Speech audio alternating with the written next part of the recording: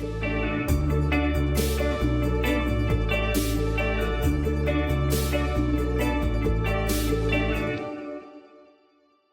to Vitamin OC. I'm Joanna Weiss. And I'm Whitney Gomez. Every week we bring you your recommended dose of civics and civilization in Orange County. And today we are delighted to shine a light on one of the most important issues in Orange County, which is how we address bringing medical needs to our unhoused neighbors. Our guest is Michael Sean Wright, Director of Street Medicine for the Lestonnac Free Clinic and founder of woundwalk.org, which is operating in Orange County, San Bernardino, Long Beach, LA. It's quite an operation. He leads a team of clinicians and volunteers who literally walk the streets, helping provide medical care for people who need it and don't have access to it. They've got backpacks full of supplies, everything from a hygiene kit to literal wound care. And people like you, our listeners, provide the funding and the goods to help this happen. So thank you for being with us. Well, I love what you guys are doing, and to shine a light on people from Orange County who decided to get off their phones, stop watching the news, and just make things happen. So I love every episode exploring new people and getting to share their passions. And you can tell you two are so passionate. You didn't come and say, hey, how do I do this, or should I get permission to do a podcast? You just did it. You just did it. Congratulations. Thank you. Beautiful mugs. Thank you for the support. He's always very supportive of other people. One of the reasons that we love Michael. And his work is more than about medicine. It's about dignity, connection, helping people recognize themselves again and catch their breath in an often difficult world. And on a personal note, I was so proud to be able to join Michael in the field this summer with my daughter Audrey when we worked on Skid Row for an afternoon with you.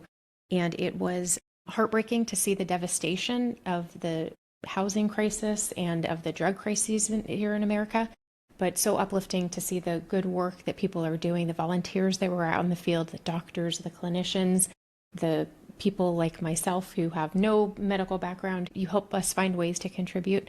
So thank you for all the work you're doing. I can't wait to dive in. Well, everybody can do something. You're fully qualified to go and help somebody. We are just fully qualified and equipped as human beings to go help a person in need. Lestonnac Free Surgery Center just opened, the first in the country. The only free surgery center in the country. You founded Woundwalk back in 2016. Can you talk about what inspired you to found that and what makes you take care of people who are, living on the streets? I grew up in the Midwest, outside of Chicago, was a volunteer firefighter. If a tornado hit a neighborhood, we'd go and we would go help. So if that was medical, or if that is, you need the wood moved, you need to rebuild, you're just right there. That's just kind of the mentality that we had. And as a country, we really instilled the idea of service into individuals. This is how we progress as a society, as a culture, as we all pitch in. There was a certain election a while ago, and I went, okay. So I moved from Dana Point, where I was overlooking the beautiful Ocean Institute, and I loved it. I'd say hi to the whales, and incredible. But I really wanted to be near the heart of Orange County, which is Santa Ana. It's right in the middle of the county. It's very diversified, very blue collar, but so much potential. It's the seat of the county, if you will. And Santa Ana, I discovered, had a lot of unique things that we did not see in Dana Point. You don't see it in Newport. You don't see it in Irvine. We saw human beings piled up outside on sidewalks. And being a former medic from Chicago, volunteer medic, I asked the person that I first came across when I walked outside my door, do you want me to help you with that wound? And they looked confused, like, why? Because so I went and grabbed my bag, my medic bag, brought it back out, and started working on that person. We started having a conversation, and I started to work my way down to the Board of Supervisors. And at the Board of Supervisors were hundreds of people piled up. The Board of Supervisors had to walk over these individuals to get into their building. Well, then they have an underground garage, so they didn't have to see it as much. And then I found out things like, hey, Orange County went through a bankruptcy. All the money that the feds and the states sent to go address the issue of homelessness in Orange County and used it to get out of the bankruptcy. So I'm reminded of that by our federal judge, Judge David O. Carter, who we got to work together on several major things that were happening encampments that were going on. What's the most humane way that we can address these issues? And then got to know Brooke Weitzman, who is absolutely the most amazing person, an advocate, a voice for the unhoused. Her and her team and Carol Sobel and the Orange County Catholic workers sued the County of Orange, going, why aren't you doing anything? And the judge goes, why aren't you doing anything? So he brought all the parties together and he goes, listen, I want some action here. So he forced, because of Brooke and Carol's work, the opening of shelters in Orange County. To this day, we don't have a cold weather shelter. We don't have a day drop-in service center, with the exception of one place in Orange. We used to. When I was a junior attorney, we had cold weather shelter programs at the armories, and places would open up, and it's been closed in the last 15 years. They've stopped opening these for the homeless during the winters. And so all we're trying to do is get back to where Orange County was pre-bankruptcy. That's right. And the judge had actually ordered the city of Santa Ana to open the Salvation Army. If you're arrested anywhere in the county, you come to Santa Ana and you're released in Santa Ana. So sometimes people get stuck there. And all the services are in Santa Ana. So everybody comes to Santa Ana. Santa Ana's like, hey, we're trying to survive. We've got issues here that we're just trying to do. Education and quality of life and running businesses. And so to put this all on Santa Ana, the judge agreed was not fair. So he made South County step up. He made North County step up. And it's because of Judge Carter that we are together with Lestonnac. We had a place in Orange called Mary's Kitchen. It was run by a great-hearted person who unfortunately didn't realize that things had changed outside. Fentanyl had come in. Drugs were really running amok during COVID. And the place had turned into a place where people would go and sell fentanyl and other things. So we asked and petitioned with the court for a change of operators, since the city of Orange actually owned that land and were leasing it for $1 a year. We got that relief from the court, and then we were working and operating outside of that place while we renovated over here. We worked on the lawn. And I'd be down working on patients, and the judge would walk by, and he saw Ed Gerber, who is the head of Lestonnac, and he just goes like this. And we both go, yes, sir. All right, I don't know what that means, but yes, okay, we're now together. And Ed Gerber saw the vision that we had and goes, of course, this is an extension of the mission of mercy from Lestonnac, to say those who can't, we can.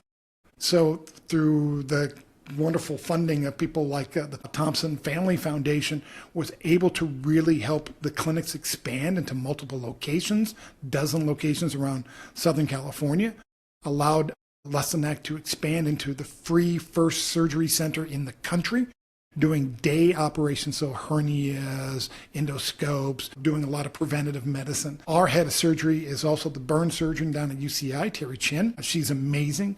And what that relationship with Lestonnac gave us was an opportunity to call people like Terry Chin. She's just putting her kids to bed, and I'm sending her the grossest pictures and saying, hey, what do you think of this? And she's like, yep, I think this needs some surgery. And she'll come out right then and there. We'll be working on that patient. When our surgeons are there, and we have wound care surgeons and specialists and infectious disease doctors, we will do procedures right on the side of the street. So our thing is, we get this one chance. We get this one opportunity with you. Why do you think it's hard for people outside to come into the doctors? ID? Who's going to take care of your Transportation. dog? Transportation. What day is this? So many barriers. Right? Say Wednesday at 3 o'clock. Well, what's today? Why would I, And who's going to watch all my stuff? And I may not smell great, right? And I may not have all the mental faculties. And so coming inside of a building and being judged and all the questions, it's very, very frightening for folks.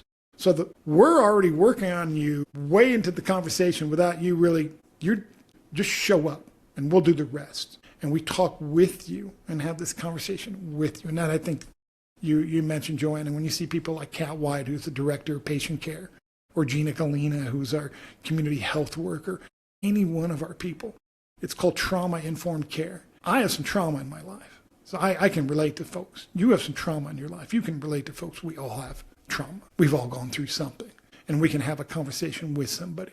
This whole white coat fear that we have when we go and we lie to our doctors, Except for Joanna, she's honest. She goes to the doctor when she's supposed to, gets all her tests done. That's great. That's wonderful. Most people aren't. And so we've got to get to the heart of the issue right now, and that the folks that we deal with at night at the places that we go are struggling with substance use disorder. Homelessness is so complex of why somebody is homeless. You lost your job, you lost a relationship, you had a mental health crisis, or substance use came in. So the vast majority of people who are unhoused are not struggling with that. The folks that we go to, yeah, that's the folks.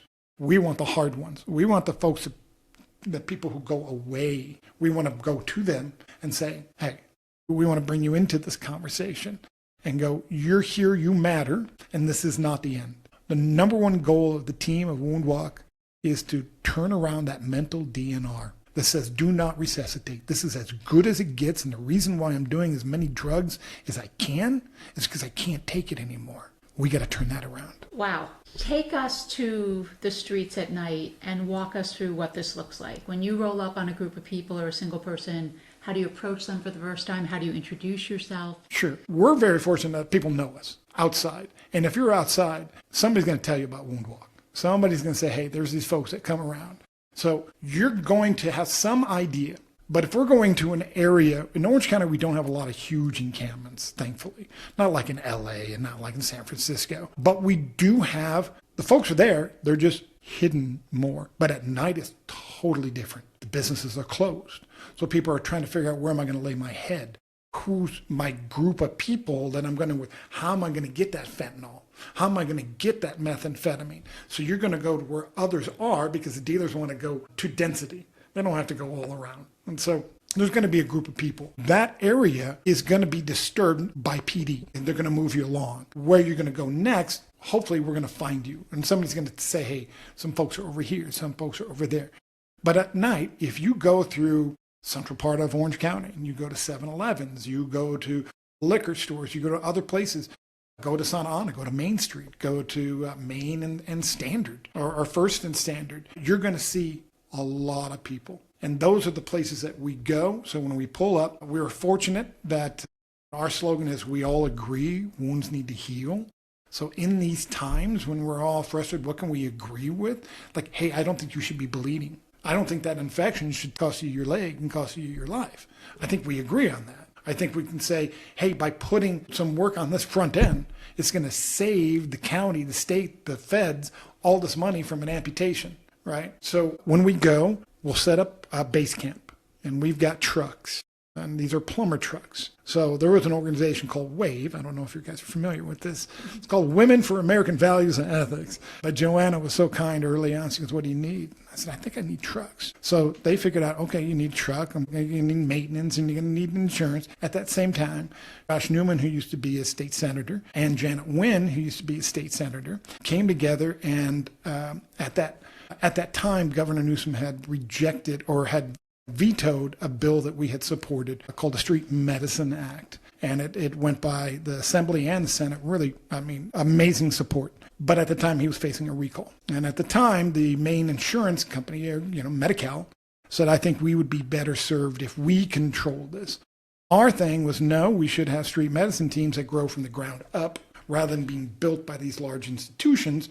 And it's hard to see what happens in the reality, and that's why we call this reality-based healthcare. At night, it's different. The reality is way different. Folks at night will switch over from fentanyl to methamphetamine. Why would you switch to methamphetamine at night? If you're a female outside, you can't go to sleep at night. That's the reality. The reality is that you've got to watch your stuff and watch who's around you and watch all the environment. During the daytime, you might be able to get a couple of winks here and there. I get very cranky if I don't have all my sleep. Imagine people who are meth at night, not sleeping, then during the daytime, and what we know what that does to wounds and the overall health. And it's a terrible, terrible thing. So at night, the environment is so different. People are a little bit more relaxed, and they know you're here for a reason. And that reason is, we're not preaching anything. We're not asking you for anything. I do this, and I tell Joanna this because I'm selfish. It hurts me to see somebody in pain like that. And so to be able to relieve it, even temporarily, boy, that feels good. That just feels good. And you can't imagine this exchange of gratitude when people are suffering like that, and you make them feel better. And they can now get a sense week after week, hey, this is getting better. This is getting better. This is getting better. All right. I want you to chase that. I want you to chase getting well like that. You're doing fentanyl because your leg is rotting. Your leg is rotting because inside that fentanyl is xylazine, which is a horse tranquilizer. Eats the skin from the inside out. We can tell exactly when we open up a leg wound, we go, oh my goodness. Our doctors, our 300 doctors that rotate out with us have never seen this before. You could work your entire life working at a clinic and never see these type of skin infections and these wounds. Can you tell us the story of a particularly meaningful exchange with one of your clients, one of the patients? Sure. A city that we go to, and Brooke Weitzman always says, you go to the same place, the same time, every single week. You build consistency so people know, right? So we would go to this particular town, and this one person would come up to us every single week, and we could smell the infection on the leg, and we could see the bandage was really in bad shape. But during the wintertime, when it's a little cold, if you have no skin, and you open that up to the wind, it's like needles coming in. It's very, very painful. And then you have the thing of, I don't want to show anybody this. This is too. So we would supply this person these bandages that we have developed a protocol through years and years of doing this of what bandages work best. We don't want for specialized bandages. We have them. Through our partnerships with Direct Relief and AmeriCares, we'll go, I need this box of Zero Form, which may cost $180 for this one box and has 10 things in it. I need this. Okay, fine. You got it. Because it's very effective. His wounds were starting to get better, even though he would not let us work on his wounds because it was too cold and too painful. We actually purchased an ambulance just for patients like that, to put them inside so that we could work on it without the wind. We also use igloos outside that we got from Bass Pro shops that are amazing ice fishing pods that you can deploy, and they pop up. They're about $800 a piece, and it's amazing. We can create an exam room right then and there. Incredible. And so he kept on coming back, and we have a conversation. You are terrible at drugs. You are no good at fentanyl. You're not doing this. This is awful. It's eating your leg. You're out here. You're stuck outside. You probably got family and friends that love you. And you're so much of a jerk when you're on fentanyl. And you're so out of control that nobody can have you inside because you'll steal all of our stuff. We got to have that honest conversation. I'm talking to this person because I care. I understand that we struggle. We all struggle with something here. But at some point, I got to break through. And I got to say, we have enough of a relationship here where I can say, hey, bro. Elvis didn't have that, right? Elvis, he would take one plate full of drugs and 2 plates full of drugs. Nobody went, hey, bro, 3 plates are too much, right? I want to be that person in the field that looks at you and go, you're no good at this, but let's turn this thing around. We didn't see him for a month, and we always make assumptions. Like, we'd always ask, hey, anybody see him? Nope. Comes back to us like a new person. We would go back, and Cat White in particular would go back to that area at 6 o'clock in the morning and see if that person wanted detox that day. Because you got to call at 6 a.m. in order to get to bed. And it wasn't that right time. But we kept on after. And then he came back and said, yeah, all those words, all the things you said to us, yes. Yeah, I finally got it. So a month after being with his family came to us. His mom came to us. Wow. And he's standing there with his mom. And then the very next week, it's him and his dad. And going, this made the difference of somebody from the community coming and saying you're not alone, because you have a tendency to only group with your folks. Most of us will go by and we won't make eye contact. We won't say anything. And so there is a separation. There's 2 camps of people here. We can't allow that to happen.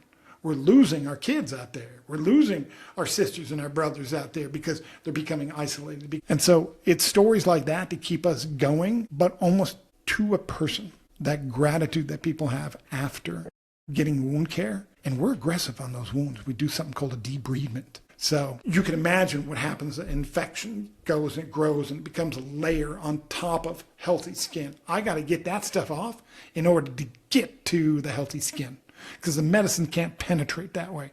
Thankfully, through our relationship with Direct Relief and AmeriCares, we carry all of our medicines on board. So the doctor will say that needs calf legs, that needs something else, and that we are able to hand that to you right then and there. And not send you to CVS or Walgreens where you don't have an ID and you can't get it and you don't know your medical number. So that gratitude every single night is just a game changer for us. What is amazing to me is that you are not a doctor. You incredibly rich background in all these different areas that I have to read from my list because there are so many of them. So you've worked for radio stations, record companies, documentary filmmaking, politics, and you've got a background in aerospace and physics. So how did all that come together to you doing this? Sure. I love to read, very curious. I could absorb some stuff really fast. During high school, I taught my pre-vet class in my junior year, and I assisted in surgery during the mornings. I was going to become a doctor. My family didn't have that kind of money to put me through med school, so I got involved in radio to pay for it. Radio took off. So I got my EMT, I got my emergency medicine, and kept up with that. Can you totally see him in radio? Oh, 100%. I loved it. Trying to blend these ideas together I'm always interested on the concept of the railroad, the tracks that things are built on.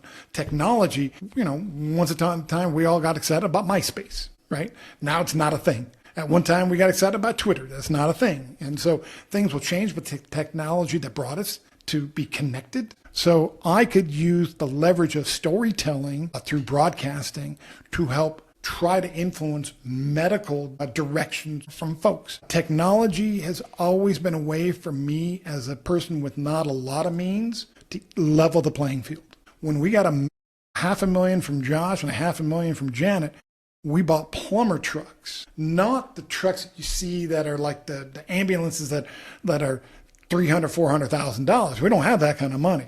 We had $80,000 for this truck. We had another $10,000 to retrofit it. Then we invested everything we had into diagnostic equipment. Or who invented the microchips said that every 18 months technology is going to half in size, half in cost, double in speed. And I'm like, I like that. So now I could purchase today a stethoscope for $1,000 that it's also AI. So it can pick up all these different diagnostics of the heart. I could bring machines on board, a complete metabolic panel, where the technology and the price point got to the point where, okay, I'm ready. It's a perfect marriage. And so we invest into technology and communications to make healthcare happen.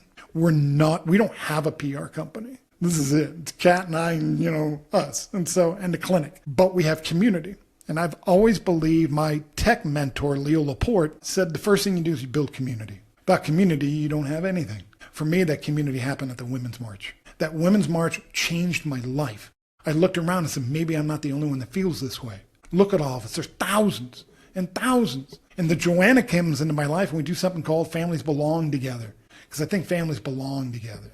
I think the separation of families are really hard on this country. And all throughout the way, the community said, what do you need? I said, I need socks. So they would do sock organization, and I would get lots of socks. And then what about sandwiches? So the Orange County Bar Association would put together sandwiches for us. Everybody can do a little bit of something, and community, especially during COVID, we were all lost. We all got separated, and we got separated from our beloved communities, right? Whether that's church or schools or whatever. We didn't have that kind of fellowship anymore. Wound Walk was something you could tune into. You could watch us, and you could say, oh, they're out there. And what can we give them? Gatorade. All right, let's get them Gatorade. And so each step of the way, this was really something the community built. And we're kind of in a position where we don't get federal funding. What are you going to take that away? So, if it wasn't for the kindness and the generosity of community, the thing that we want is your time and attention. That's the most valuable thing in the world. Your boots on the ground. Once you're on the ground with us, you're never going to be the same. Audrey's not going to be the same. Joanna's daughter got in there, jumped in there, and no fears. She said, hey, how you doing? And they're like, oh, okay. And so here are these two worlds that might not have come together, that have come together under the lights of our trucks. At night, we have these powerful lights that come, and we set up a treatment area, a triage area, and then it's divided into care and comfort, like people like Gia Gaffney and Joni Nichols, and Joni will bake at her house. She has a gratitude bench in Balboa that people come and just bring flour or gluten-free this or whatever, and just bring it to her bench. She goes, oh, what do I have? And she'll make stuff off that bench. Well, they're the most incredible desserts and brownies. And when we get to hand that to somebody and say, our friend Joni made this for you. Game changer. Game changer. And we get to tell you who Joni is and why she's doing this and how much she cares about you.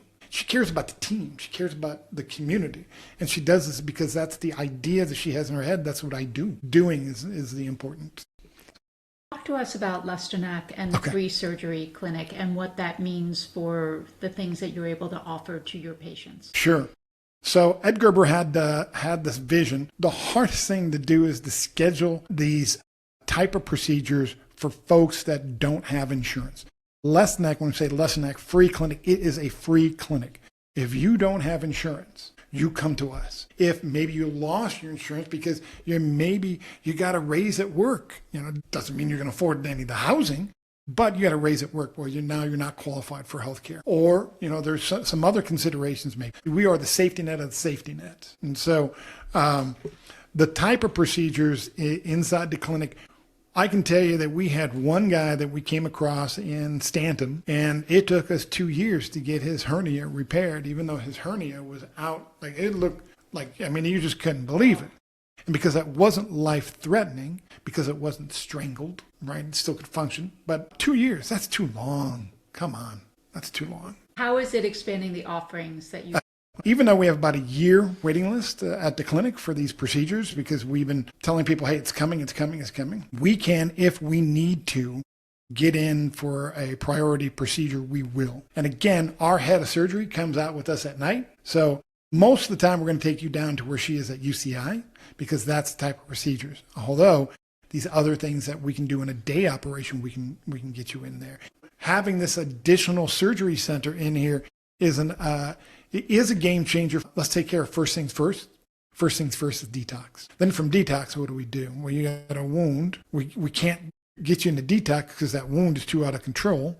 And then when you're ready, we can get you into detox. From detox, hopefully we can get you into someplace that's a much better environment. So we're living home, someplace like that, or temporary housing, or recuperative care. From recuperative care, where we can come check on you on a regular basis, because that's covered by insurance, but we're the providers. So the recuperative care is a bed.